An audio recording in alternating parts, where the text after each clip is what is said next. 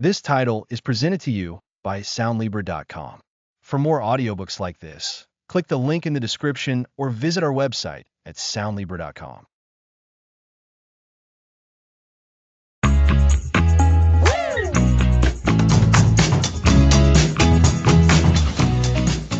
Welcome to Build Emotional Resilience. I'm Alex. And I'm Lisa. Today we're exploring emotional resilience. Before we dive in, a quick heads up that while we're discussing mental wellness, this show is for educational purposes and isn't medical advice, so please consult a professional for your specific needs. That's a great point. To start us off, emotional resilience is our ability to adapt and thrive when faced with adversity. It's our inner strength that helps us bounce back from difficult experiences. Think of a strong tree in a storm. It might bend, but it doesn't break and stands tall once the storm passes. That's much like emotional resilience for us. Precisely.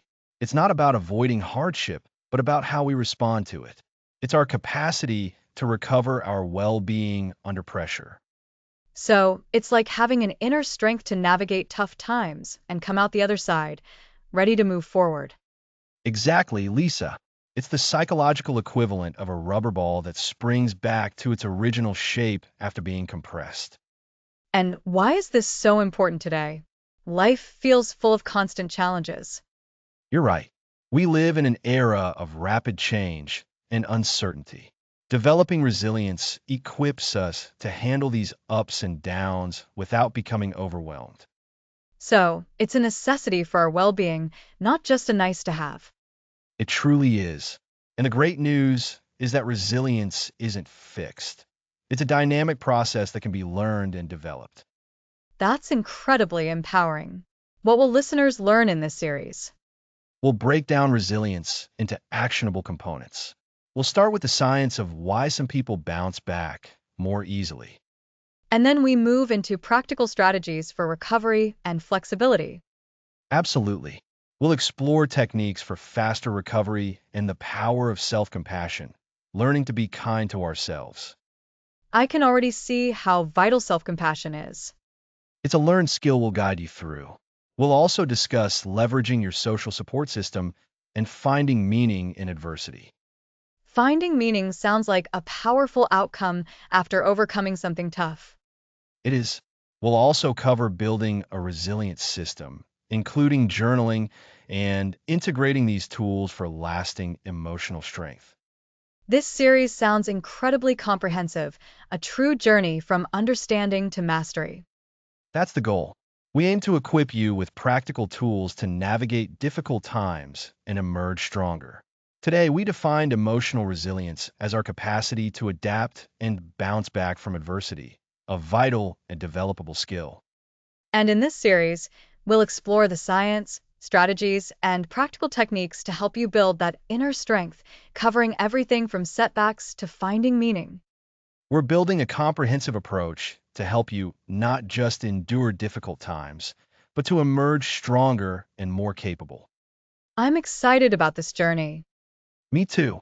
Get ready to build your capacity to bounce back. Next episode, the science of bouncing back.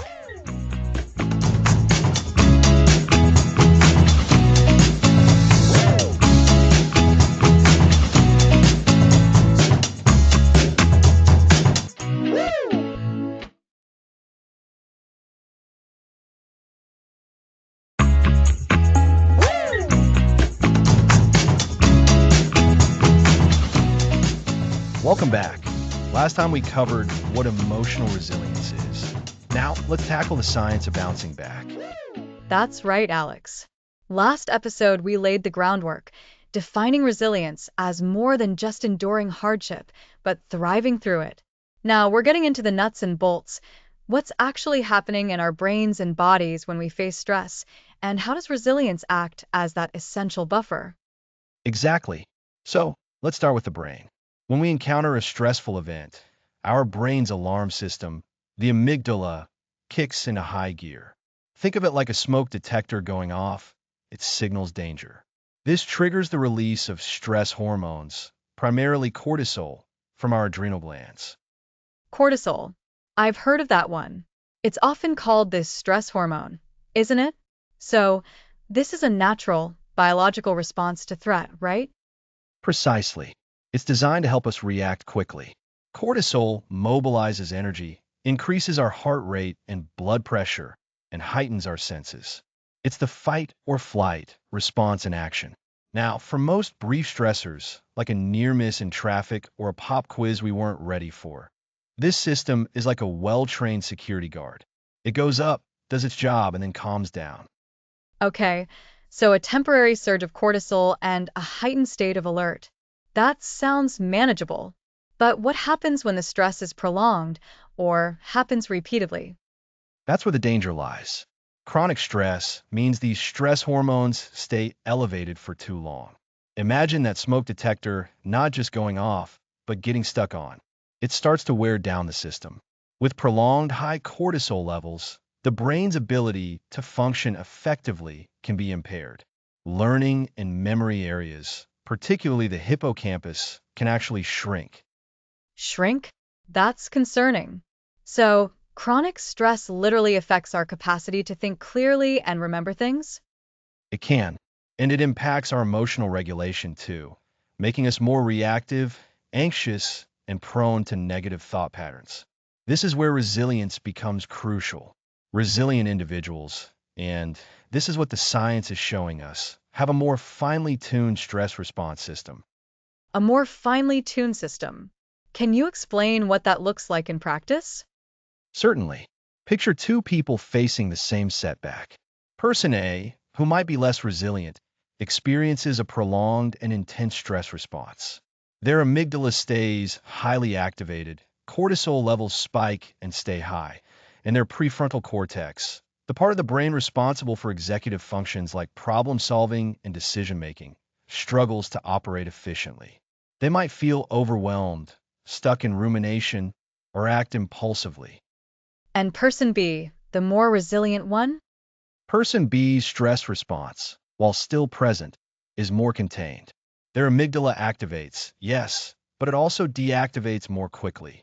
Their cortisol levels rise, but return to baseline faster. Importantly, their prefrontal cortex remains more accessible. This allows them to better regulate their emotions, think logically about the problem, and access cognitive resources to find solutions. They can process the stress, learn from it, and move forward without getting completely derailed. So, it's not about not feeling stress, but about how quickly and effectively we recover from it? Exactly, Lisa. It's about the speed and efficiency of the recovery process. Resilience acts as a buffer, mitigating the negative impacts of stress and allowing for faster return to a state of equilibrium. This recovery isn't just a mental trick. It has biological underpinnings. Biological underpinnings? You're saying there's more to it than just our thoughts? Absolutely. Think about the autonomic nervous system. This system controls involuntary bodily functions like heart rate, digestion, and breathing. It has two main branches. The sympathetic nervous system, which is your accelerator, it gears you up for action, releasing adrenaline and cortisol, and the parasympathetic nervous system, which is your brakes, it calms you down, slowing your heart rate and promoting rest and digestion. Ah, the classic fight or flight versus rest and digest. That's a great way to put it. In a resilient person, there's a better balance and interplay between these two systems. When faced with stress, the sympathetic system activates appropriately, but the parasympathetic system is also strong and ready to engage, bringing the body back to a calm state. For someone experiencing chronic stress or struggling with resilience, the sympathetic system might be overactive and the parasympathetic system might be underperforming, meaning they're stuck in a heightened state of alert for longer. So, resilience means our brakes are working effectively even when the accelerator has been pushed. Precisely. This balance affects us physically too. Chronic stress or consistently high cortisol can contribute to a host of physical health problems. Weakened immune systems, digestive issues, cardiovascular problems, and even changes in sleep patterns. Resilience, by promoting a balanced stress response, helps protect our physical health as well. It's like our bodies are designed to handle occasional shocks, but constant bombardment is like driving with the gas pedal stuck down. Eventually, something breaks. A very apt analogy. And what's incredibly empowering is that this isn't a fixed trait. While some people may have a natural predisposition towards a more regulated stress response, these systems can be influenced and improved. Neuroplasticity, the brain's ability to reorganize itself by forming new neural connections throughout life, plays a huge role. Neuroplasticity. That's the idea that our brains can actually change and adapt based on our experiences and actions, right? Exactly. Our experiences literally shape our brain's wiring. The more we practice bouncing back, the more we engage in activities that calm our nervous system, and the more we challenge negative thought patterns, the stronger those neural pathways for resilience become. It's like building a muscle. So, even if we tend to react strongly to stress, we can actually train our brains and bodies to become more resilient over time. Yes, and that's the core message we'll be building on throughout this series. We've seen that resilience isn't some mystical quality. It's rooted in the science of our brain and body's stress response and recovery mechanisms. Understandably, this can feel a bit overwhelming. So let's just quickly recap what we've discussed. Good idea. So, we learned that stress triggers a natural biological response, releasing hormones like cortisol. When this stress is prolonged, it can negatively impact our brain function and emotional regulation, leaving us feeling overwhelmed and less capable. And more importantly, we discussed how resilience acts as a protective buffer. Resilient individuals have a more finely tuned stress response system, meaning their bodies and brains can return to a calm state more quickly. This involves a healthy balance between the sympathetic nervous system, the accelerator, and the parasympathetic nervous system, the brakes. And the exciting part is that this is all influenced by neuroplasticity, meaning we can actually strengthen our resilience through practice and consistent effort. It's not a fixed state, but a skill we can develop. You've got it. This understanding of the science is foundational. Next episode, Understanding Setbacks. Looking forward to it. Thanks for breaking down the science for us, Alex. My pleasure, Lisa. So, to recap, stress triggers a response. Chronic stress is harmful.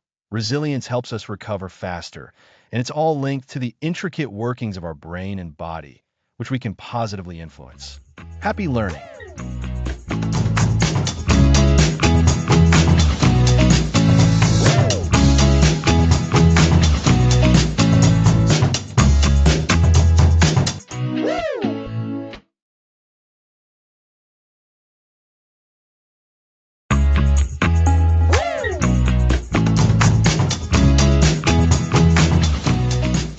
Welcome back. Last time we explored the science of bouncing back. Now let's tackle understanding setbacks. That's right, Alex. Last time, we explored the science behind why some people seem to bounce back more easily. Now, we really need to get under the hood of what we're bouncing back from. What exactly is a setback? That's a great question, Lisa, and it's more nuanced than it might seem. We're not just talking about everyday frustrations like stubbing your toe or a minor disagreement. While those can be annoying, we're focusing on events or circumstances that genuinely disrupt our plans, our sense of security, or our well-being. Think of them as obstacles that knock you off your intended path. So, it's a moment where things don't go as planned, and it feels significant. It's more than just a blip. Exactly. And it's important to distinguish between different types of setbacks. We can broadly categorize them as either minor inconveniences or more significant challenges. A minor inconvenience might be your internet going out for an hour when you need to send an email. It's annoying, it causes a temporary delay, but you can usually work around it. And a significant challenge? A significant challenge could be losing your job, going through a serious illness, or experiencing the end of a long-term relationship. These events have a much deeper impact. They can affect your finances, your health, your social life, and your sense of identity. They require a much greater emotional and practical response. And I imagine our reactions to these different levels of setback can also vary quite a bit. Absolutely. And this is where resilience really comes into play. How we perceive and respond to a setback is often more critical than the setback itself. Our reactions are our first line of defense, or sometimes our first stumbling block. When you say reactions, what kind of things are we talking about? Are we talking about immediate feelings or actions? Both. Immediately after a setback, you might experience a range of emotions: shock, denial, anger, sadness, fear. These are all very common and natural reactions. Think about the classic stages of grief, for example. While not a perfect model for every setback, it highlights the emotional turbulence that can occur. Right. So, feeling upset or angry is a normal part of the process. Precisely. The key is what happens after that initial emotional wave. Do we get stuck in those emotions, or do we find a way to move through them? This is where common reactions to setbacks can either hinder or foster our resilience. Let's explore that. What are some reactions that might hinder resilience or get us stuck? One of the most common is what we call catastrophizing. This is when we magnify the negative impact of a setback. We start thinking, this is the worst thing that could have happened, or my life is ruined now. We predict the absolute worst case scenario and assume it's inevitable. Oh, I can see how that would make it incredibly hard to bounce back. If you're convinced everything is ruined, why even try? Exactly. Catastrophizing shuts down problem solving and makes us feel helpless. Another hindering reaction is excessive rumination. This is when you repeatedly rehash the setback in your mind, dwelling on what went wrong, who is to blame, and how unfair it is. It's like being stuck on a broken record. So, instead of looking for solutions, you're just replaying the problem over and over.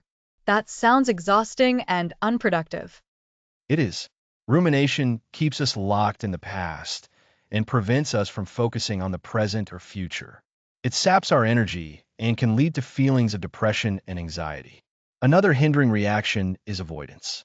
This can manifest in various ways, like pretending the setback didn't happen or distracting yourself with unhealthy habits to numb the pain. So, burying your head in the sand, or maybe excessive drinking or scrolling through social media for hours. Those are perfect examples. While temporary distraction can sometimes be helpful, prolonged avoidance prevents us from facing the issue, learning from it, and finding solutions. It's like treating a wound by putting a bandage on it without cleaning it first. The problem festers underneath. Okay, so those are some ways our reactions can actually work against our resilience. What about the reactions that foster resilience? What do those look like?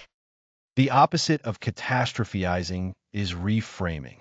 This involves looking at the setback from a different perspective, trying to find any potential positives, or at least recognizing that it's a temporary situation. It doesn't mean denying the difficulty, but rather acknowledging it while also seeing possibilities for growth or learning. So, instead of my life is ruined, it might be something like, this is incredibly difficult, but what can I learn from this experience? Or this is a major setback, but it's not the end of the world. Precisely. And the opposite of rumination is reflection. This means thoughtfully considering what happened, understanding the causes and consequences, and identifying lessons learned, without getting lost in negativity. It's about extracting the wisdom from the experience. That makes sense. Reflection is about learning, while rumination is just about suffering. Exactly. And the counterpart to avoidance is engagement. This means actively confronting the setback, taking steps to address it, and seeking support when needed. It's about rolling up your sleeves and doing the work, even when it's uncomfortable. So, we're talking about facing the music, taking action, and not being afraid to ask for help. Yes, engagement also involves problem solving. Instead of dwelling on the problem, you shift your focus to finding solutions. You break down the challenge into smaller, manageable steps. This sense of agency, of being able to take action, is incredibly empowering. This is so important, Alex. It feels like understanding these different reactions is key to building emotional resilience. It's not about not having setbacks, because everyone does. It's about how you navigate them. You've hit the nail on the head, Lisa. The nature of setbacks can be tough, but our internal responses are often within our control. By recognizing reactions that hinder us, like catastrophizing and rumination, and consciously cultivating those that foster resilience, like reframing, reflection, and engagement, we equip ourselves to weather the storms.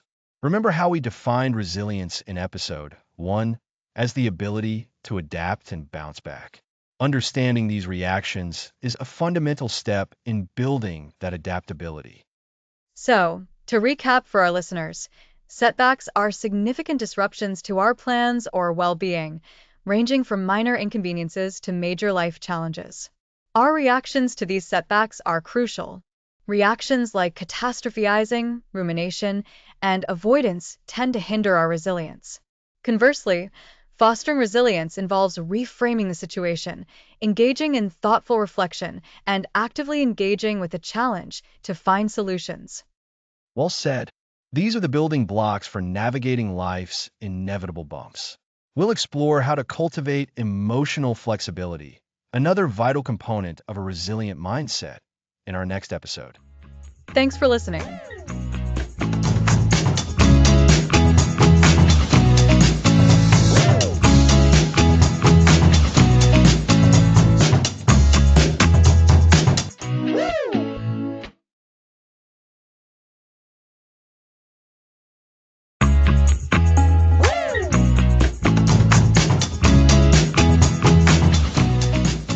Welcome back to Build Emotional Resilience. Last time, we dove deep into understanding setbacks. Today, we're exploring a crucial skill, cultivating emotional flexibility. That sounds key, Alex.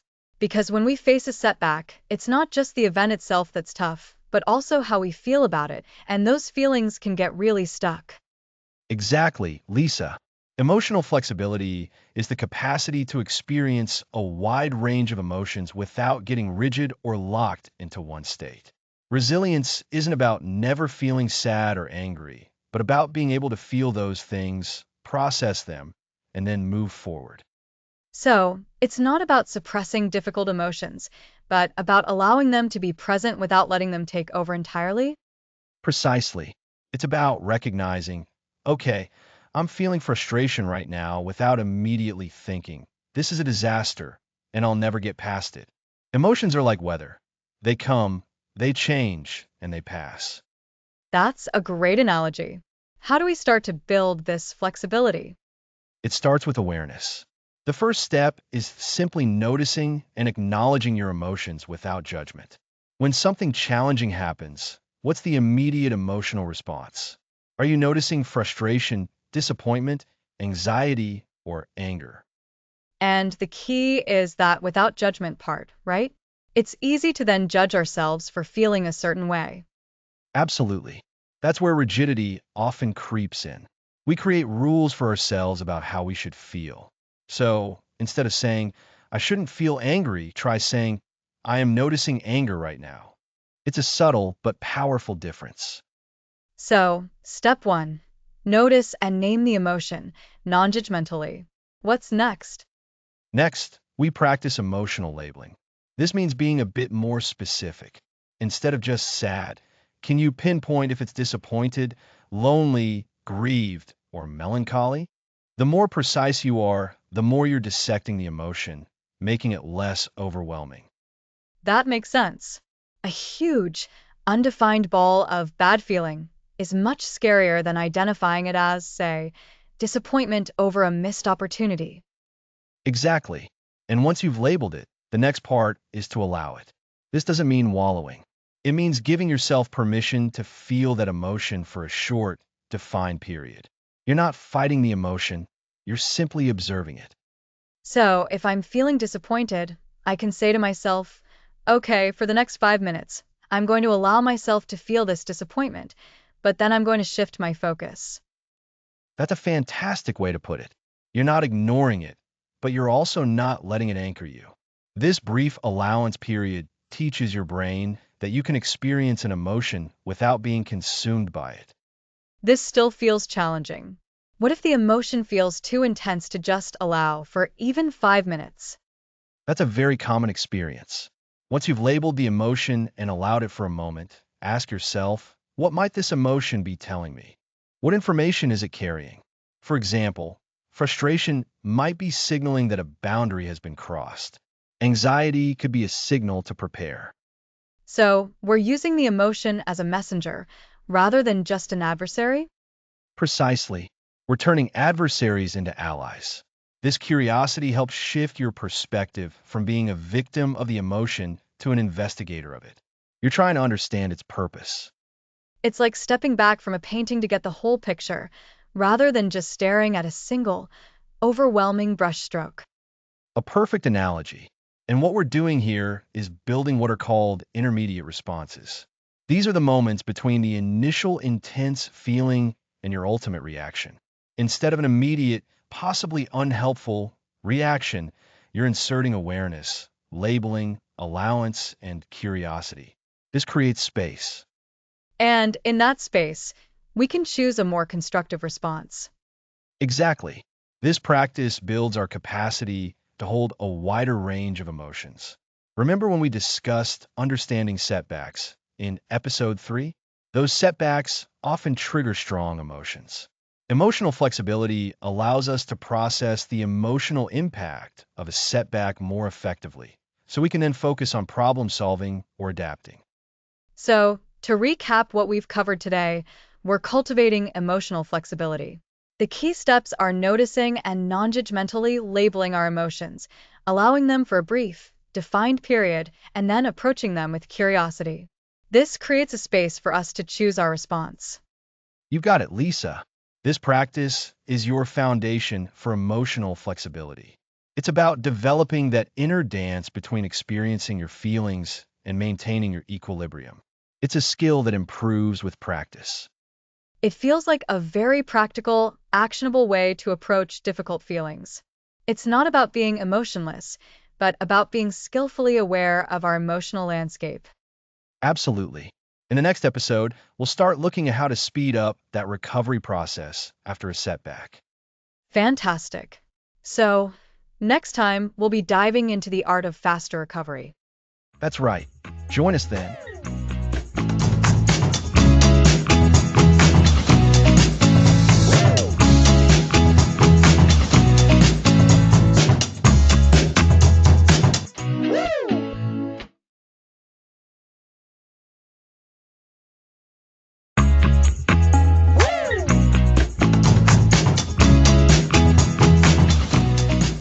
Welcome back.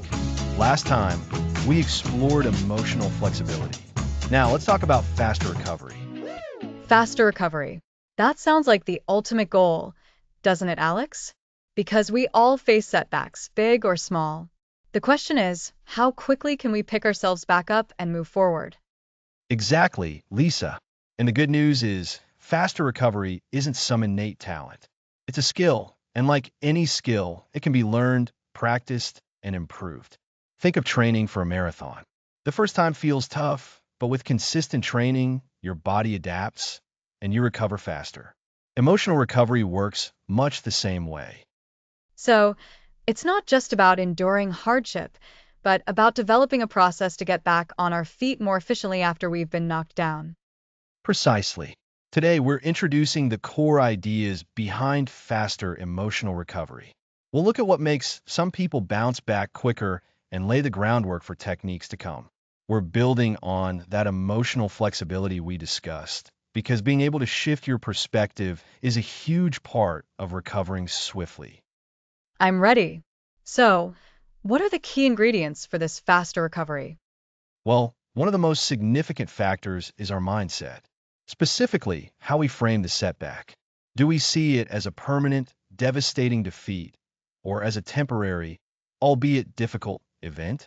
This framing, tied to our underlying beliefs, plays a massive role in how long we stay stuck. That internal narrative we tell ourselves. It can either keep us down or give us the push we need to get up. Absolutely.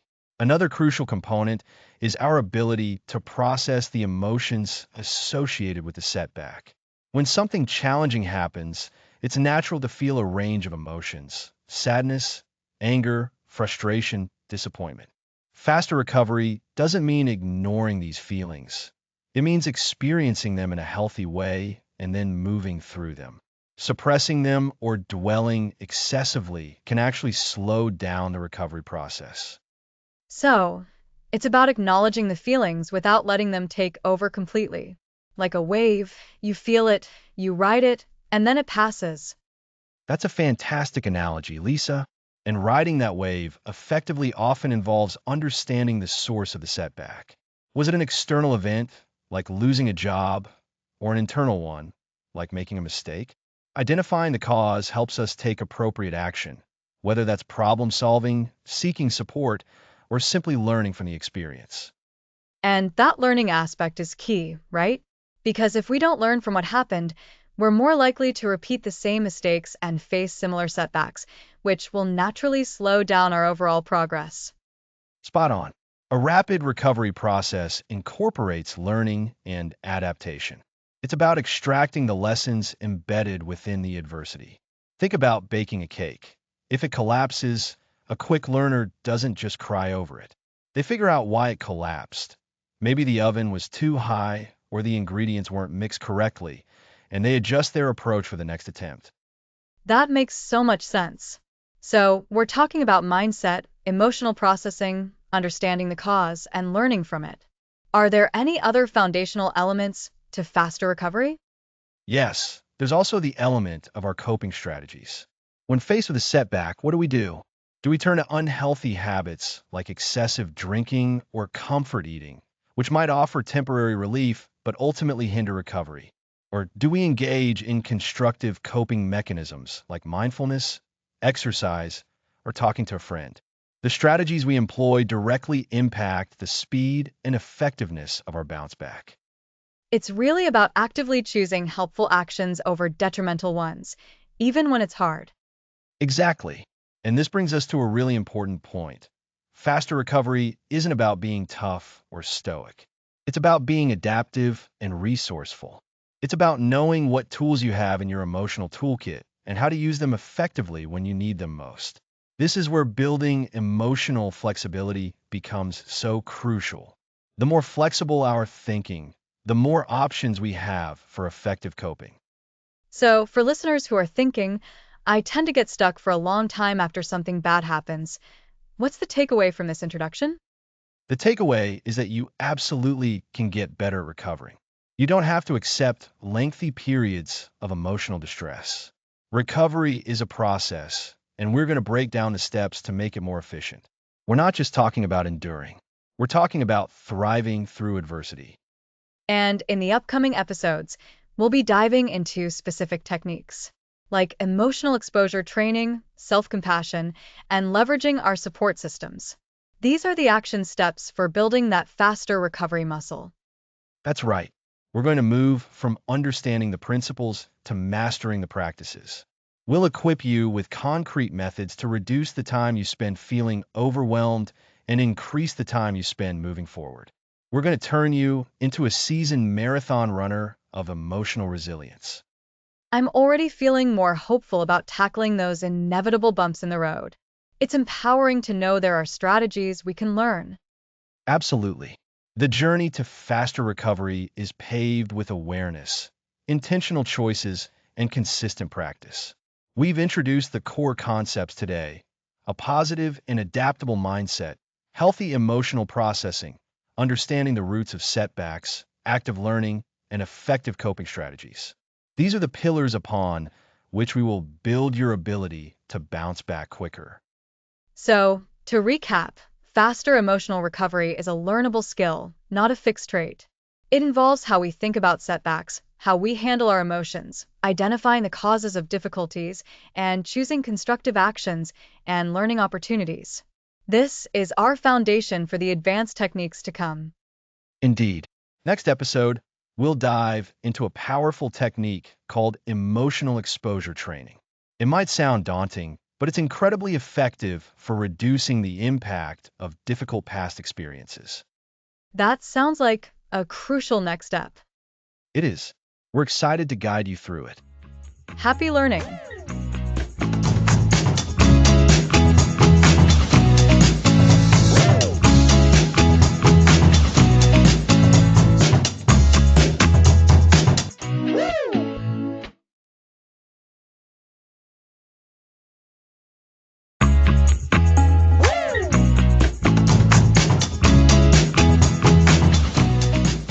Welcome back to Build Emotional Resilience.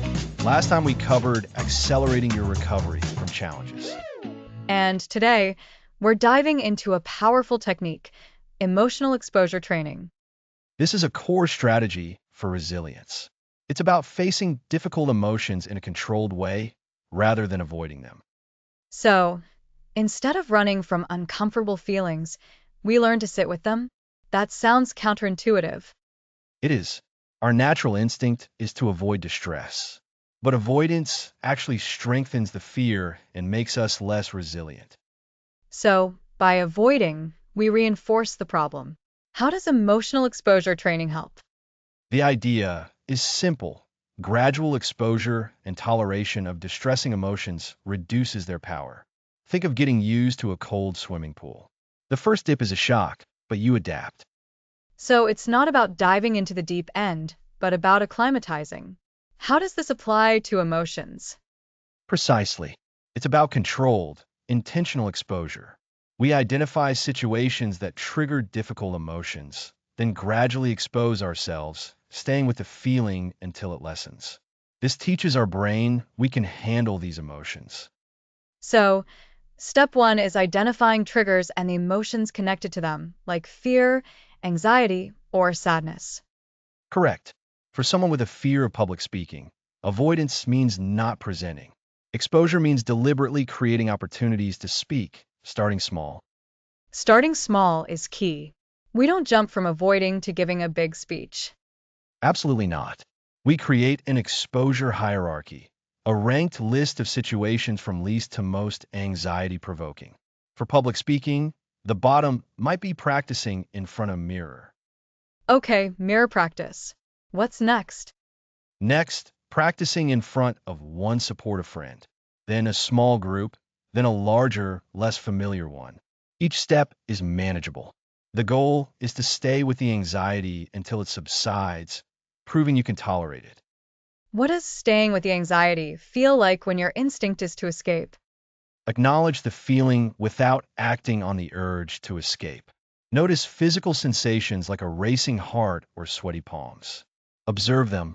I'm feeling anxious. My heart is fast. It's uncomfortable, but it will pass.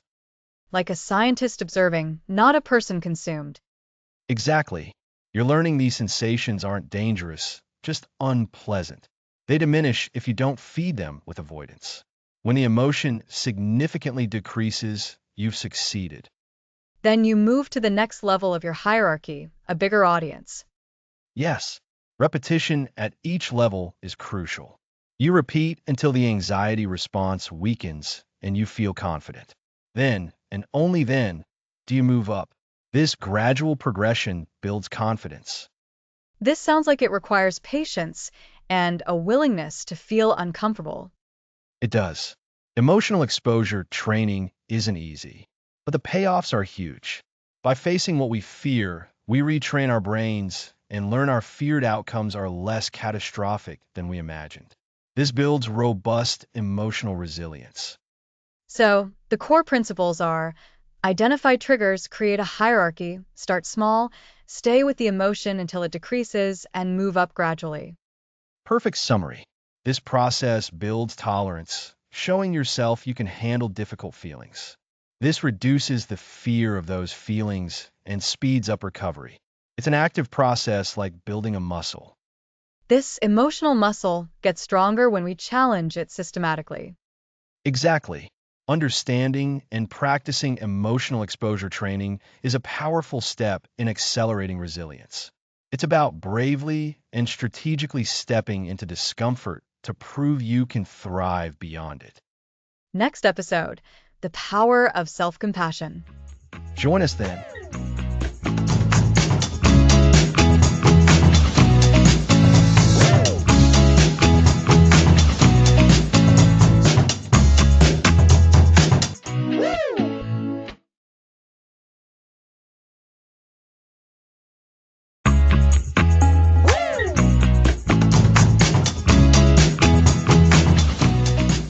Welcome back.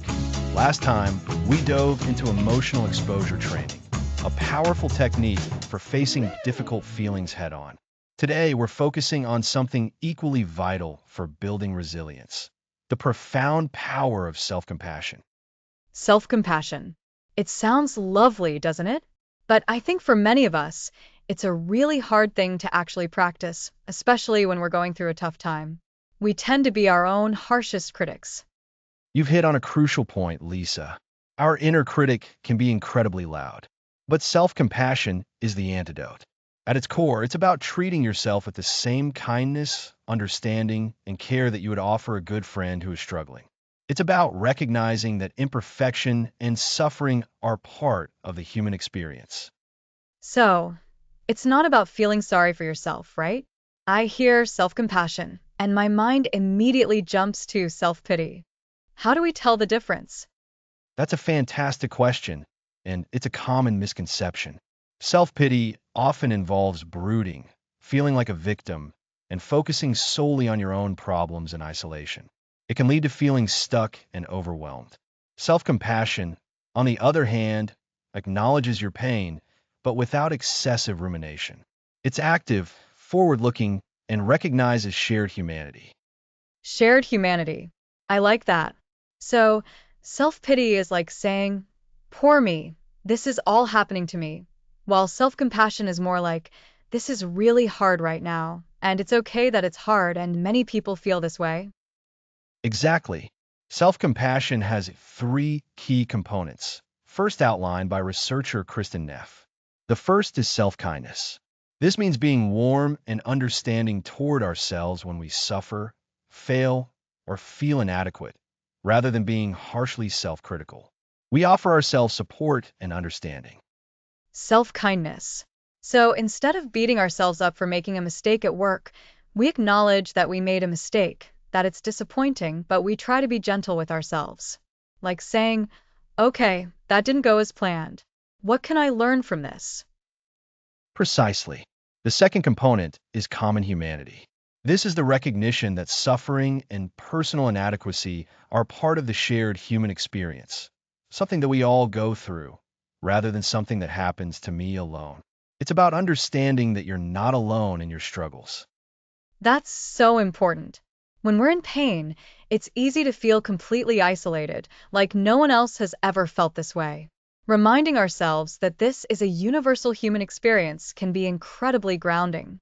It dissolves some of that intense loneliness. Absolutely.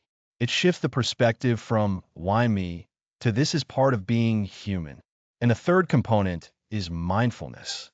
This is about holding our painful thoughts and feelings in balanced awareness, rather than over-identifying with them or suppressing them. It's about observing our thoughts and feelings without judgment. Mindfulness. So, we notice the difficult feeling, we acknowledge it's there, but we don't let it completely define us. We can see it as a passing mental event, not our entire reality. That's right. So, self-kindness, common humanity, and mindfulness. These three pillars work together to create a foundation of self-compassion. Now, how do we actually do this? Because knowing the components is one thing, but putting it into practice can be tough. Yes, practically speaking, what does it look like when I'm having a really rough day and my inner critic is in overdrive?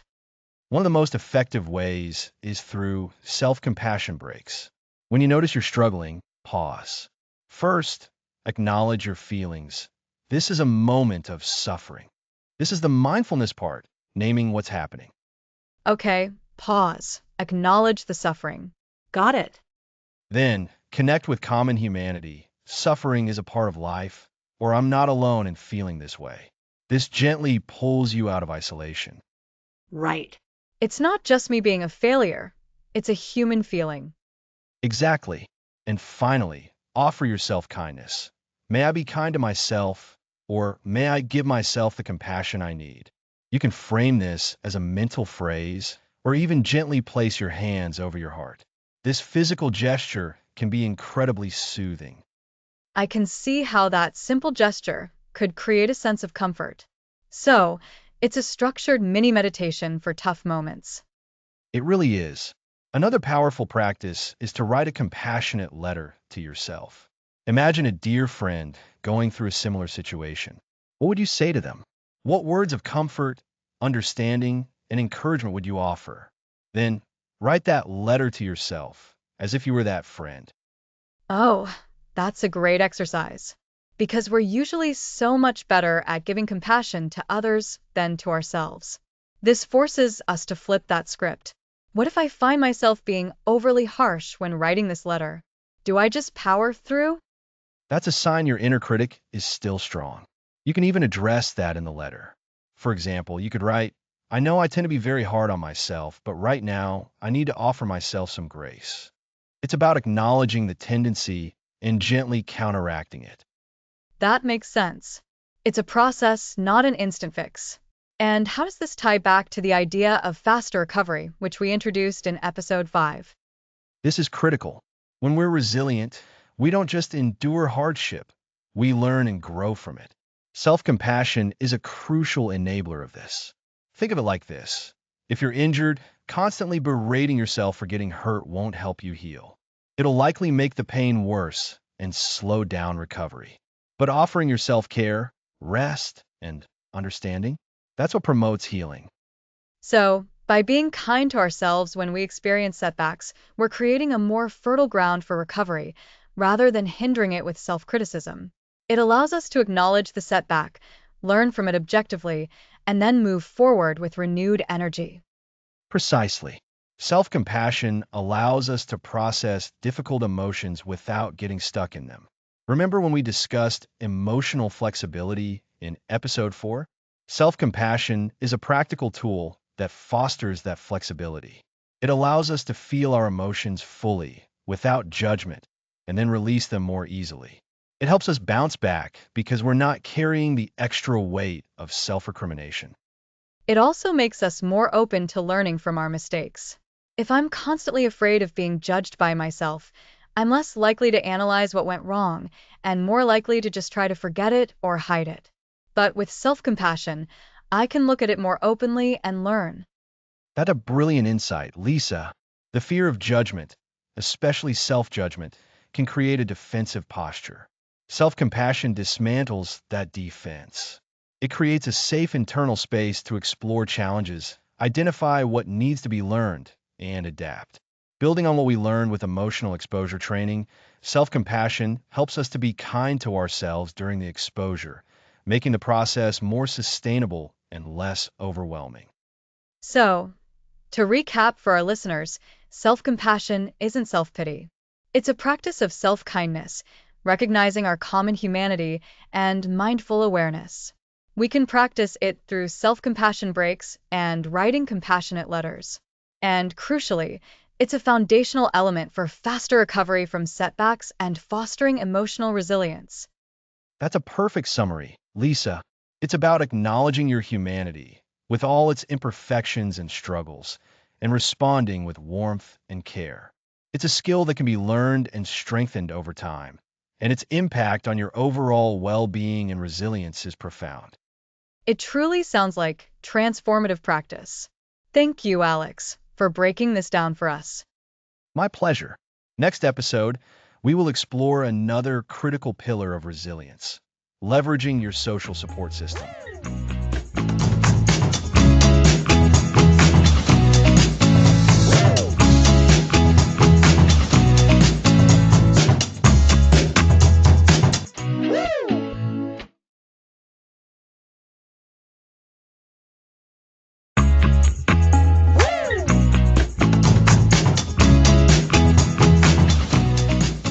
Welcome back to Build Emotional Resilience. Last time, we explored the profound power of self-compassion. That's right, Alex. We've been talking about internal strength, but humans are inherently social creatures, aren't we? It makes sense that our connections with others play a huge role in how we handle tough times. Absolutely, Lisa. Think of your social support system as a crucial pillar of your resilience. When you're experiencing a setback, it's easy to feel isolated. Having people in your corner who offer encouragement, perspective, and practical help can make all the difference. It's like having a safety net while you're learning to walk a tightrope. It allows you to take more risks and recover more gracefully if you stumble. That's a great analogy. So, The first step is understanding what a social support system actually is. It's not just about having a lot of friends, is it? Exactly. Your social support system is a network of people who provide emotional, practical, and informational assistance. It can include family, friends, partners, colleagues, mentors, or even community groups. What's important is the quality of support offered, not just the quantity of connections. Emotional support involves empathy and a listening ear. Practical support means tangible help, like someone offering to pick up groceries. Informational support is when someone offers advice or helps you brainstorm solutions. So, it's about identifying who in your life can offer these different kinds of support. How do we go about that? It's more about recognizing the strengths within your existing relationships and understanding who to turn to for different needs. You might have a friend who is an amazing listener and offers incredible emotional comfort. Another friend might be super practical and great at helping you solve logistical problems. Your family might offer unconditional love, which is a powerful form of emotional support. So, when a setback happens, instead of just feeling lost, we can think, okay, who can I talk this through with? Or who might have some good advice here? Precisely. And it's also about actively nurturing these relationships. Resilience isn't just about what you can get from your support system. It's also about what you give. Being a good friend, a supportive colleague, or a reliable family member strengthens those bonds. When you invest in your relationships, they're more likely to be there for you when you need them most. That makes so much sense. It's a two-way street. What are some ways we can be proactive in building and maintaining these supportive connections, even when life isn't necessarily throwing curveballs at us? Great question. One key is to be present and engaged in your relationships. This means putting away distractions when you're with loved ones, actively listening, and showing genuine interest in their lives. Another aspect is reciprocity. Offer help when you can, celebrate their successes, and be a sounding board for their challenges. Shared experiences, big or small, also strengthen connections.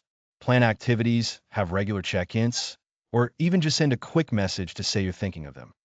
I think sometimes we assume people know we care or that they know we're struggling. But you need to actually communicate that, right? Exactly. Don't be afraid to express your needs. Vulnerability is a strength in building strong connections. When you're open about your struggles, it allows others to step in and offer support. It can feel daunting, but remember, people often want to help. They just need to know how. Phrases like, I'm going through a tough time right now and could really use someone to talk to, or I'm feeling overwhelmed with X. Do you have any advice? Can be very effective. And what if someone feels like their current social circle isn't strong enough, or they don't have a lot of people they feel they can rely on? That's a common challenge, and it's where intentional effort comes in.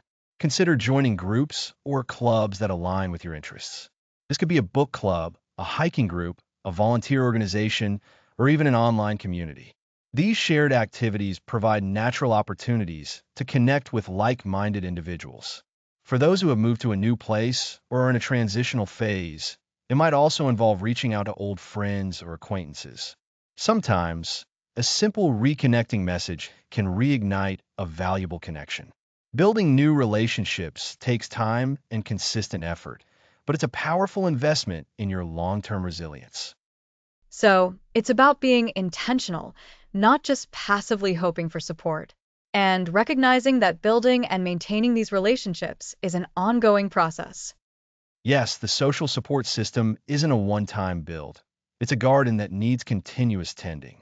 As we've discussed, this episode builds on our previous talks about cultivating internal resilience.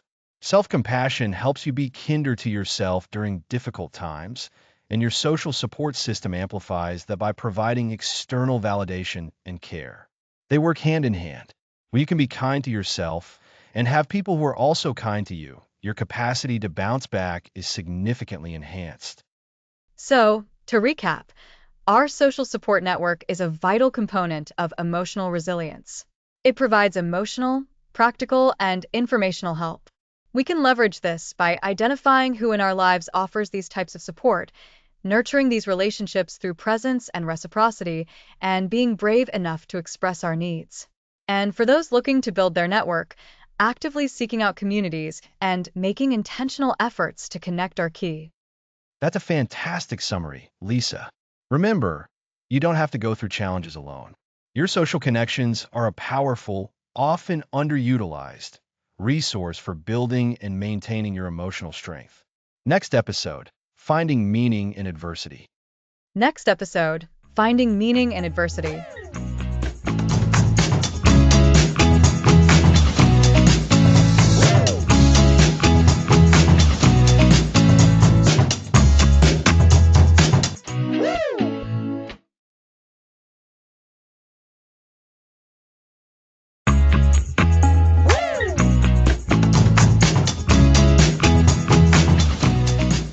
Welcome back.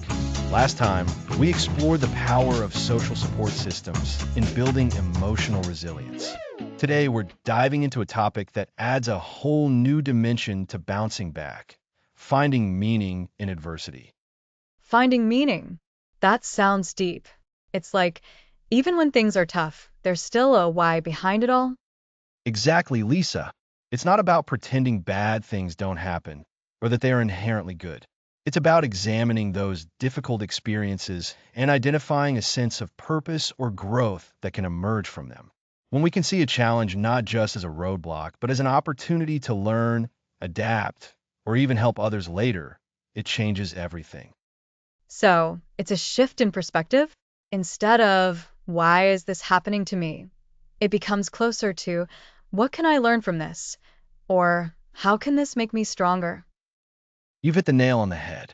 This concept is a cornerstone of psychological resilience. Researchers have found that people who actively search for and find meaning in their struggles tend to cope better, experience less distress, and recover more quickly than those who don't. It's like giving a difficult situation a new label, one that's less about defeat and more about development. I can see how that would make a difference. When we're just feeling overwhelmed by a setback, it's easy to get stuck in a negative loop. Finding a positive, or at least a purposeful angle can help break that cycle. Absolutely. And this isn't about forcing a silver lining where there isn't one. It's about recognizing that even in the darkest moments, there are often lessons to be learned. Perhaps a setback teaches you about your own strengths, or highlights the importance of something you've been taking for granted. Or it might inspire you to help others facing similar challenges in the future. That is finding meaning. That makes sense. Building on what we discussed in episode 2 about the science of bouncing back, this focus on meaning seems like a crucial internal resource, almost like a compass guiding us through difficult times. That's a fantastic analogy, Lisa. It's a compass that doesn't just tell you where you are, but also points you in a direction for forward movement. Let's break down a few ways people find this meaning. One common way is through post-traumatic growth. This is where individuals experience profound positive psychological change following a highly challenging event. Post-traumatic growth, that sounds powerful. Can you give us an example? Certainly, imagine someone who experiences a serious illness. While the illness itself is traumatic, they might, in retrospect, find meaning in the new appreciation they develop for life, the stronger bonds they form with their family through the shared experience, or even the decision to dedicate their time to helping other patients. They aren't grateful for the illness itself, but they find profound growth and meaning from the experience of overcoming it. Does that distinction come across? Yes, I think so. It's about the growth that happens because of the struggle, not necessarily the transformation of the struggle itself into something inherently good. Precisely.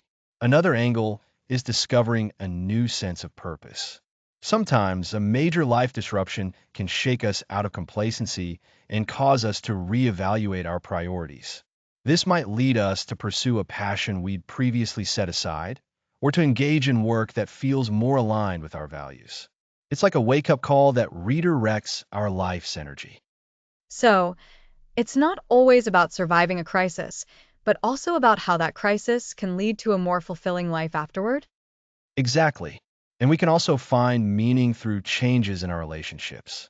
Adversity can reveal who our true supporters are, as we touched on last time. It can deepen existing bonds and even foster new, strong connections born from shared vulnerability and mutual support.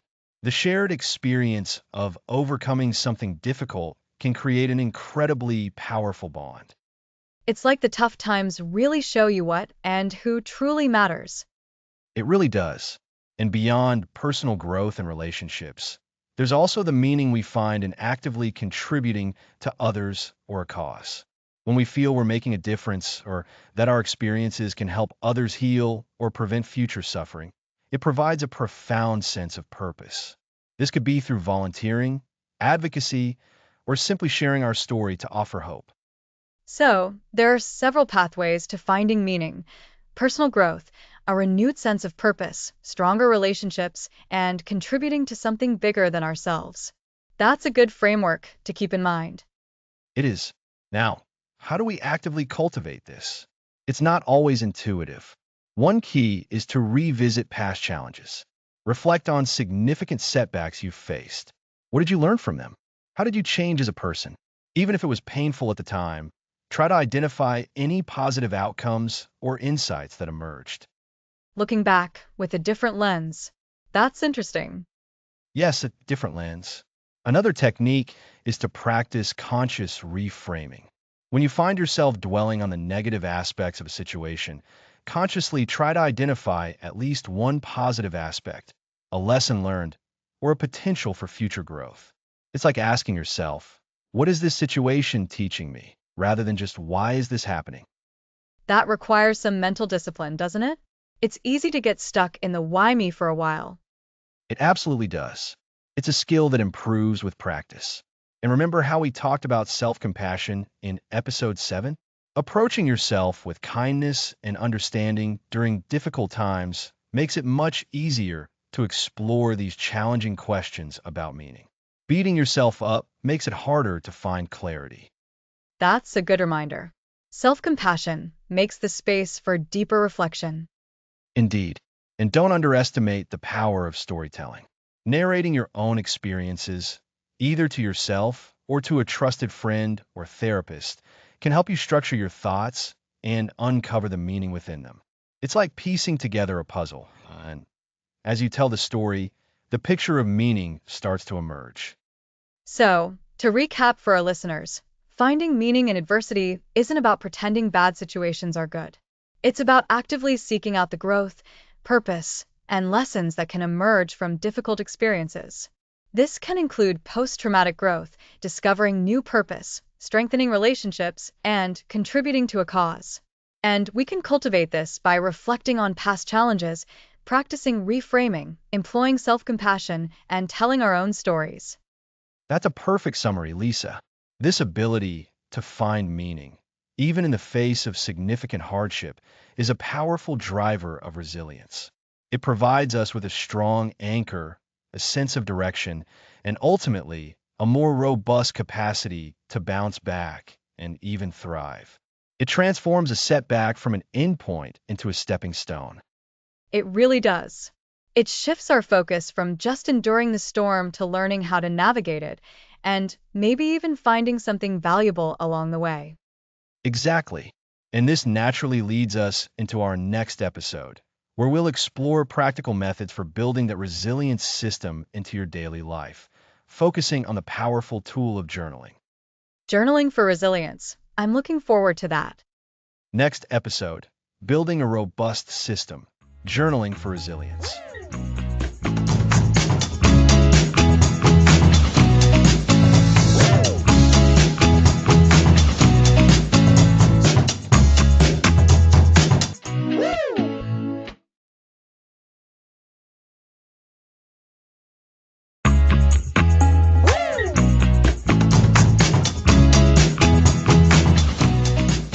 Welcome back to Build Emotional Resilience.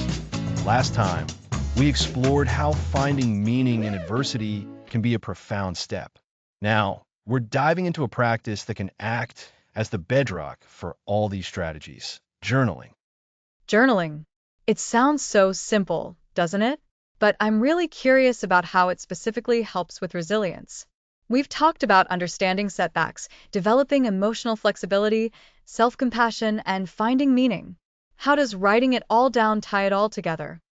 That's a great question, Lisa. Think of journaling as building a robust system for your resilience. It's not just a diary, it's an active tool for self discovery and reinforcement. We've discussed so many techniques, from emotional exposure to self compassion. Journaling is where you can track, process, and solidify those practices. It becomes your personal resilience laboratory. A resilience laboratory. I like that. So it's more than just venting our feelings? Absolutely. Venting can be a part of it, but we're aiming for deeper insight. Journaling allows us to create a consistent practice of reflection. It helps us identify patterns in our thoughts and behaviors, especially when we're facing challenges. We can see what triggers our negative reactions and, more importantly, what helps us to reframe and recover. So it's about becoming more aware of our internal landscape? Precisely. In episode 7, we talked about the immense power of self compassion. Journaling is an excellent way to practice that. When you're writing about a difficult experience, you can consciously choose to be kind to yourself. You can acknowledge your feelings without judgment, much like you would with a dear friend.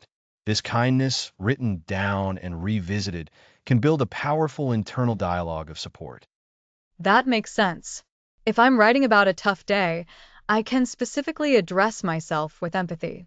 It's like giving myself permission to feel what I'm feeling. Exactly. And beyond just processing emotions, journaling helps us to actively apply resilience strategies.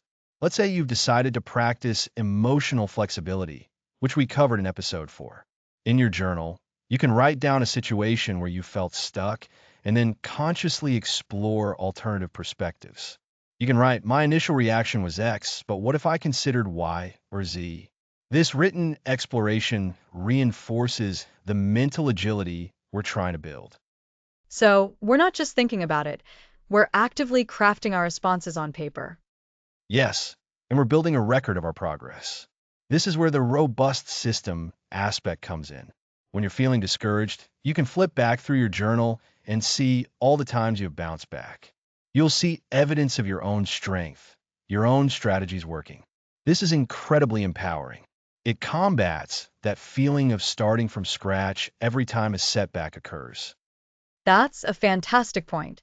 It's easy to forget how far we've come when we're in the middle of a struggle. Having that tangible record could be a huge motivator.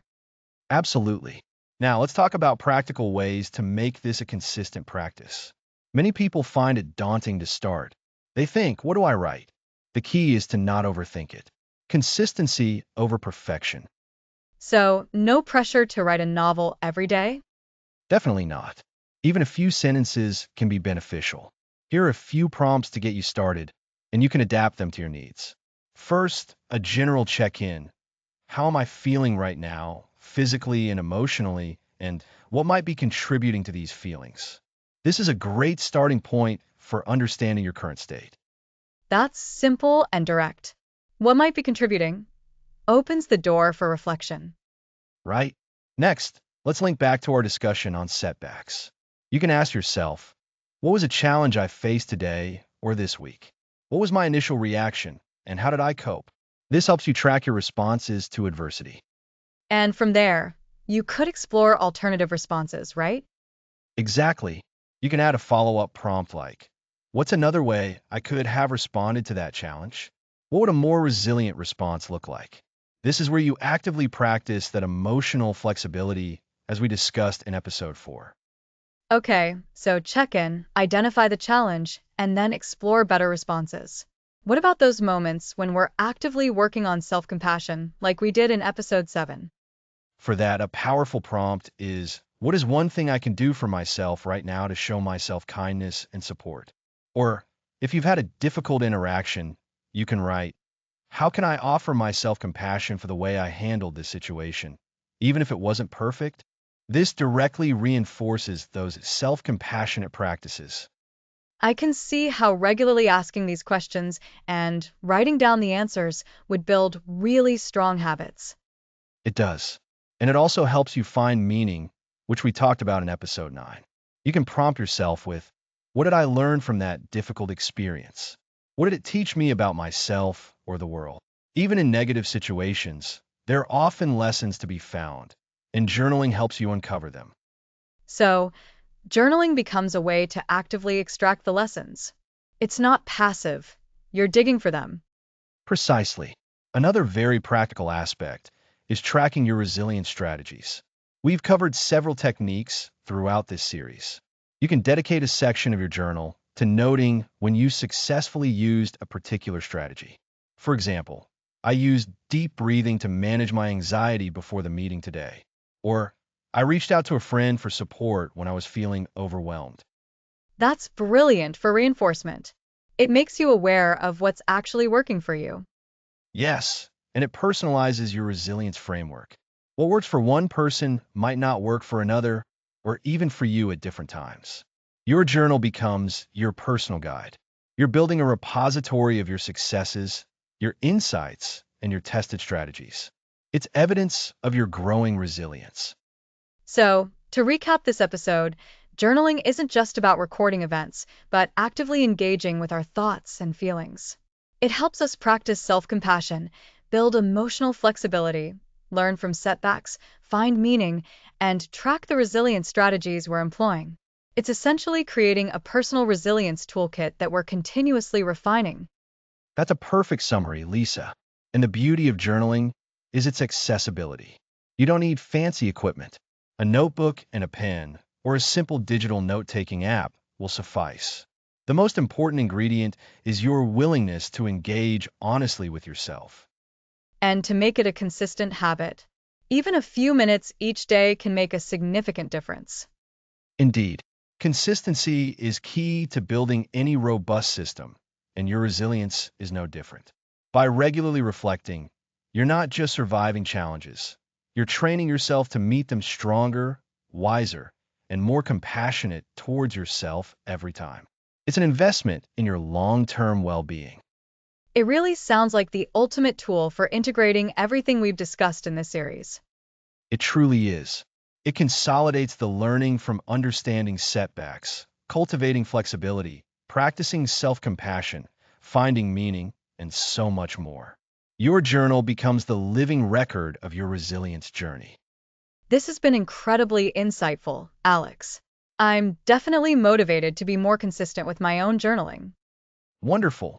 And in our next episode, we'll look at how to actively challenge ourselves to further strengthen that resilience.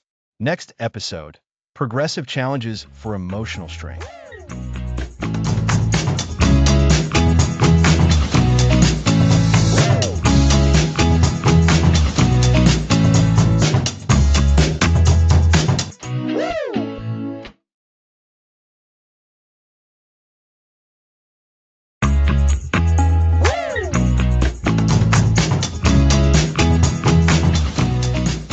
Welcome back to Build Emotional Resilience. We're on episode 11 and 12. Today, we discuss progressive challenges for emotional strength. Progressive challenges. That sounds like it could be a bit daunting, Alex. Like a workout for our feelings? That's a fantastic analogy, Lisa. Think of it exactly like that. If you want to run a marathon, you don't wake up one morning and just run 26.2 miles, right? You start with shorter distances, build up your stamina, and gradually increase the challenge. Progressive challenges for emotional strength work the same way. They are about intentionally facing and navigating situations that are slightly outside of your comfort zone in a controlled and incremental manner to build your confidence and your capacity to handle difficulty. So, instead of waiting for a huge setback to test our resilience, we're proactively creating smaller tests? Precisely. And this builds directly on what we discussed in episode 6 with emotional exposure training. Remember there, we talked about facing fears by gradually approaching them? Progressive challenges are the practical, everyday application of that principle. It's about learning to tolerate a little bit of discomfort, a little bit of uncertainty, and realizing that you can cope. Each small success builds on the last, making you more confident for the next step. Okay, I can see the parallel. But can you give us some examples of what these progressive challenges might look like in real life? Absolutely. Let's break it down. A progressive challenge is always about taking a step that's just beyond your current comfort level. Not so far that it overwhelms you, but just enough to make you feel a little bit of a challenge. One simple way to start is with social challenges. Perhaps you're someone who feels anxious about speaking up in meetings. A progressive challenge might not be to give a keynote speech tomorrow. It could be, first, commit to asking one question in a small team meeting. Next time, offer one idea. Then, perhaps, share a brief comment. Each of these is a small, progressive step. That makes sense. So, for me, if I tend to avoid conflict, a progressive challenge might be to express the minor disagreement respectfully instead of just nodding along to avoid friction. Exactly. Or, if you're afraid of rejection, maybe your challenge is to ask a casual acquaintance if they're free for a coffee. It's not a marriage proposal. It's a low-stakes interaction where you're testing that fear of rejection in a manageable way. And the key is that it feels a little uncomfortable but not terrifying. That's the sweet spot. Not terrifying, but definitely noticeable. Another area is learning new skills. Maybe you feel stuck in your career or hobby. Instead of deciding to become a world-renowned expert overnight, a progressive challenge could be spending 15 minutes each day learning a new aspect of that skill, or taking a very basic introductory course. It's about consistent, small progress. It's like building momentum.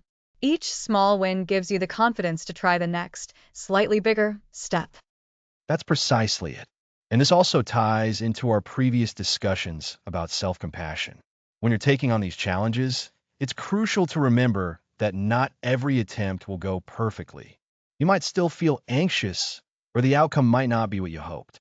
This is where that self-compassion comes in. Instead of beating yourself up, you acknowledge the difficulty, you recognize that you're learning and growing, and you can offer yourself kindness. So, if my attempt to ask that coffee question leads to a no, I shouldn't feel like a failure, but rather acknowledge that I took the step, and that's the success. The outcome is secondary. Exactly right, Lisa. The success is in the action, in stepping outside your comfort zone. It's about proving to yourself that you can handle discomfort. Another way to use progressive challenges is in how we approach difficult conversations. If you're dreading a conversation with a family member or colleague, you might start by practicing what you want to say out loud to yourself or to a trusted friend. Then, you might write down key points. Your progressive challenge could be to initiate a brief, neutral conversation with them first to warm up the interaction. Then, work towards having a more difficult conversation. So, it's about breaking down a big, daunting task into smaller, more achievable steps. And each step builds upon the last, like a ladder. A ladder is another great metaphor. Each rung is a small victory that supports you as you climb higher. And remember those setbacks we talked about in episode 3? Life will still throw curveballs. But when you've been actively practicing progressive challenges, you've already been building your capacity to deal with unexpected difficulties. You've trained yourself to tolerate uncertainty and to adapt. It sounds like this is a really active way to build resilience, beyond just understanding it intellectually. It's about doing. It is absolutely about doing. And the beauty of progressive challenges is that you can tailor them to almost any area of your life. It could be creative endeavors, financial planning, physical fitness, or even just trying a new type of food. The principle remains the same. Find something that's a little challenging, take a manageable step, experience the outcome, learn from it, and then take the next step. And we've learned throughout this series that resilience isn't about being unaffected by challenges, but about how we respond to them. Progressive challenges seem to be a fantastic way to practice that response. You've hit on a crucial point, Lisa. It's about building your response toolkit. By continually engaging in these challenges, you're not just becoming stronger, you're becoming more familiar with your own capabilities. You learn that you are more capable and adaptable than you might have thought. This self-efficacy, this belief in your own ability to handle what life throws at you, is a cornerstone of emotional resilience. So, to recap, progressive challenges involve intentionally taking small, manageable steps outside our comfort zone to build confidence and the ability to handle difficulty. It's like training for a marathon, but for our emotional strength. We should embrace slight discomfort, not terror, and practice self-compassion even if things don't go perfectly. That's a perfect summary, Lisa. It's about consistent, incremental growth. It's about proving to yourself through action that you can navigate challenges and bounce back stronger. This practice of taking on controlled difficulties empowers you to face larger, unforeseen storms with greater confidence. Next episode, integrating your resilience toolkit.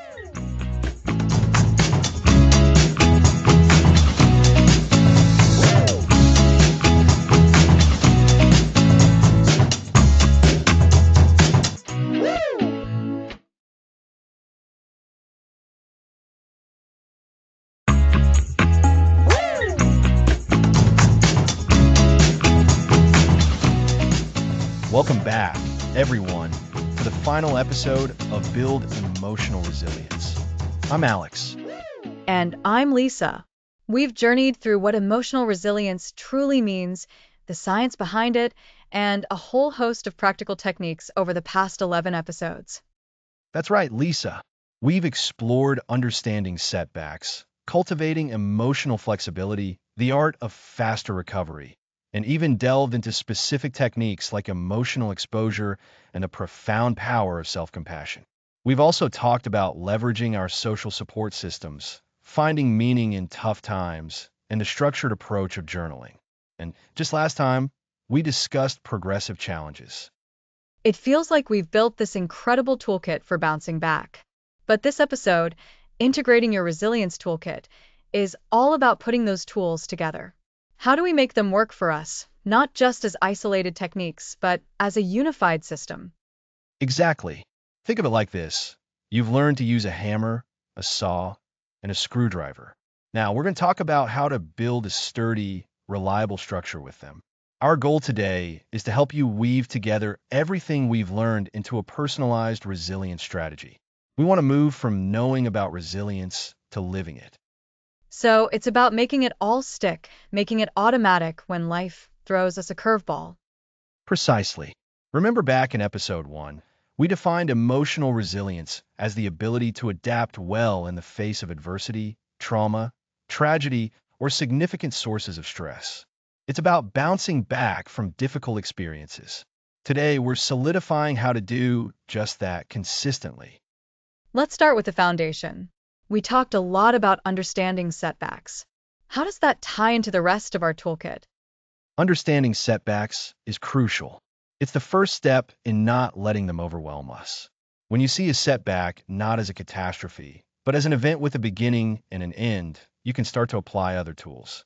For instance, if you understand that a setback is temporary, it makes accepting emotional exposure training from episode 6 much easier. You're not trying to avoid the difficult feelings entirely, but you're also not letting them define your entire reality. That makes sense. By framing the setback realistically, we're not amplifying the negative emotions. So, understanding setbacks helps us open the door to feeling those uncomfortable emotions with emotional flexibility, which we discussed in episode 4. It's like acknowledging the storm is happening, rather than trying to pretend it isn't. You've hit on a key connection, Lisa. Emotional flexibility allows us to acknowledge those feelings without getting stuck in them. And that's where faster recovery from episode 5 comes into play. If you can be flexible with your emotions, you're less likely to ruminate endlessly. You can acknowledge, feel, and then begin to move forward. So, understanding setbacks and emotional flexibility are like the gatekeepers for faster recovery. What about self-compassion? Episode 7. That seems like a vital part of not getting beaten down by those tough emotions. Absolutely. Self-compassion is the gentle hand that guides you through the process. When you're experiencing a setback, it's natural to feel frustrated or disappointed with yourself. Self-compassion reminds you that you're human, that everyone struggles, and that it's okay to not be perfect. It prevents you from harsh self-criticism, which can actually prolong suffering and hinder recovery. It's like giving yourself permission to be a work in progress, which makes it easier to engage with the recovery strategies. And then there's our social support system, episode 8. How does that fit into this integrated approach? Our social support is like the foundation of a house. It provides stability. When you're feeling overwhelmed, reaching out to friends, family, or a support group can provide perspective, emotional comfort, and practical solutions. They can act as a buffer against stress and remind you of your strengths when you might be forgetting them. They can also help you practice those challenging conversations or explore new perspectives, reinforcing your emotional flexibility.